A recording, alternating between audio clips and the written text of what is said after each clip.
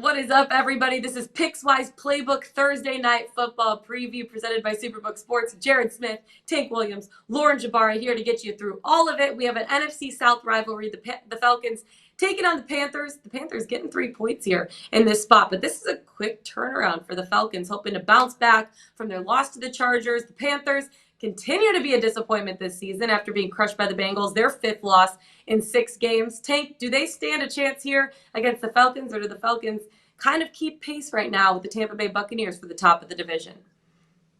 Man, this game. So Atlanta's coming into this game. I mean, they lost, but they're still tied with the Tampa Bay Buccaneers at the top of the NFC South. The Carolina Panthers have to feel like they should have won this game a couple of weeks ago, yet they go into Cincinnati the following week and get curb stomped in the mean streets of Cincinnati.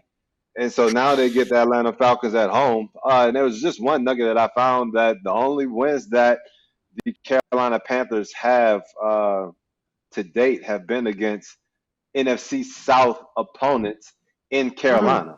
They beat New Orleans in Carolina, and they beat Tampa Bay in Carolina.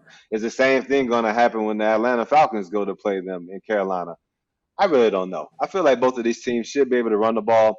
They had 71 combined points between these teams in the first matchup. There's no way in hell that that's going to happen 2 times in a row. So the over-under is set at 44.5. If anything, I would expect, right, you know how we always talk about if a game's low-scoring one time, maybe it's going to be high-scoring the next. Well, 44.5 with these two offenses that love to run the ball. P.J. Walker's going to be the quarterback for the Panthers again this week. So they're probably going to lean on Deontay Foreman, and we know what the Atlanta Falcons do. My bet on this one would probably be just going under 44.5, not really having a clue of who's going to win the game. Yeah, Atlanta, I feel like, is so much more well-rounded now than they were, 12 days ago when they played them on October 30th. They have Cordell Patterson back in the lineup. We saw what he was able to do this past week. And something I will say too, Jared, the Falcons 4-0 against the spread in their last 4 meetings in Carolina. So Tank, maybe they won't be taken advantage of. Jared, how do you play this game? Do you play Atlanta laying the points? Well, this game was 3 weeks ago. I bet the under 41.5 in that game. 2 weeks ago. 2 weeks ago. So if I bet the under 2 weeks ago and it was 41.5, you think it's fair to say that I like the under again here with a higher total. And I have my toxic trait, I'm really good at betting the unders in the highest scoring games of the week. I did it again last week too, when I bet Panthers Bengals under, and that one went in, got into the 60s. So I'm fantastic at betting unders in games this year in the highest scoring games of the week. So keep that in mind. But this is what I will say about P.J. Walker. Now, we don't know who's playing quarterback in this game. We think it's going to be P.J. Walker. They did activate Sam Darnold. But let's just operate in a vacuum for a second and say it's P.J. Walker. P.J. Walker's performance against the Bengals was so bad last week. I look at a chart of all the quarterback performances.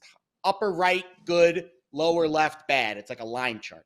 His performance was so bad, it made Ellinger and Willis look good.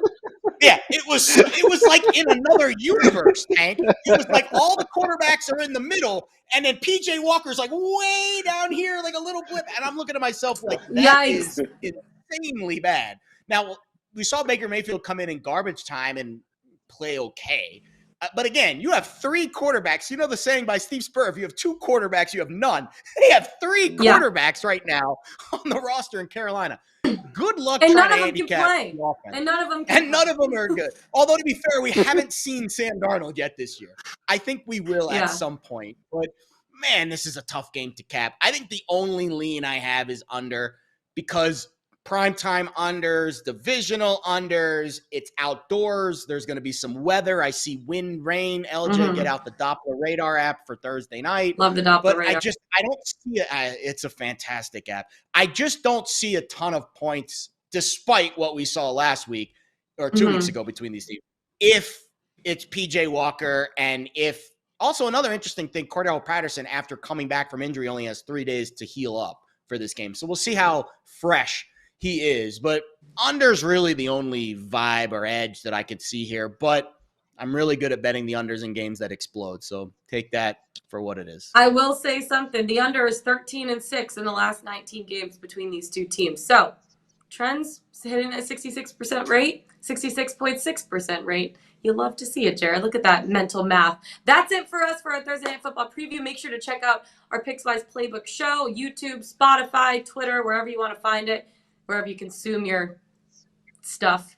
Make sure to check it out. That's it for us today, guys. We'll talk to you soon.